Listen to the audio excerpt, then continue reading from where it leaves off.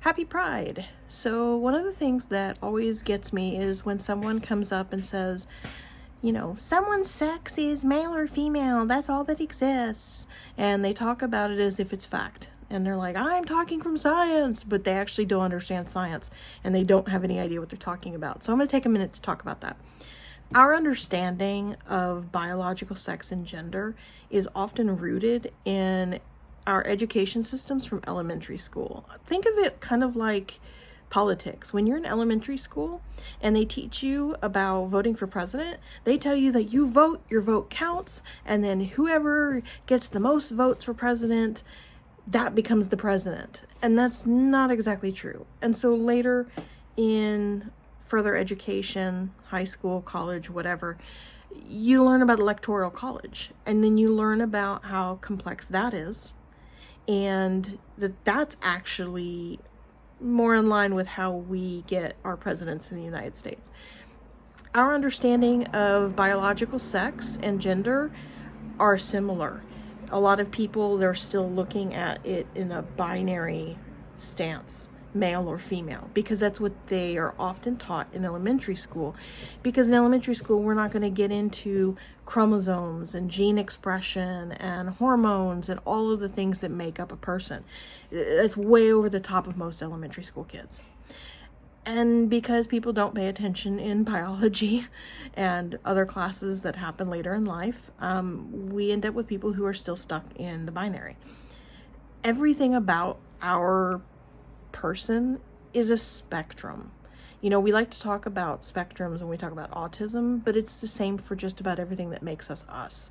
You have people who are very logical and you have people who are very creative, but no one is all one thing or another. It's a spectrum. Sex is the same way. Most people are predominantly either male or female, but part of what makes our biological sex is not just anatomy. It's also our hormones, like whether we have more estrogen or more testosterone. Everybody has both. Or talking about chromosome expression, XXXY and XXY and XXX, and like all of those different intersex areas that exist. Those are actual chromosomal traits and existences. Also gene expression. All of those things make up a biological sex. And so, yes, at birth, doctors make a quick judgment call based on what's between your legs. But the reality is it's not that simple. When you look at people at a DNA level, you can have hormones that express female, chromosomes that express male, and anatomy that expresses female. Like, you can have this massive mix and fit nowhere in that straight male-female that people like to say. That's part of the reason that as a culture we have created gender, because gender does not always match biological sex. Gender is made up of all of these different ideas that are influenced by not just ourselves, but culture and societal norms, even political norms. Think of in the 1920s, boys used to be pictured in like their baby pictures or maybe their 3-year-old pictures. They were dressed in pink dresses. That was the norm for a boy. Nowadays, if people were to put their baby boys in pink dresses, some people would be looking at it going, oh, what's wrong with that? And so it's not simple, clear cut what gender is either, because it's influenced by something that's constantly changing as our culture and our society changes, and our own understanding of what makes us changes. Gender falls along a spectrum too. You do have people who identify as female, and then you have people who identify as male, and then you have people who are like me, who are non-binary. You have people who are gender fluid and androgynous. There's all these different things that can make up a gender identity. There's also a difference between gender identity and gender expression. Gender identity means this is how I think about myself. I see myself as non-binary. I don't feel like I fit into male or female completely.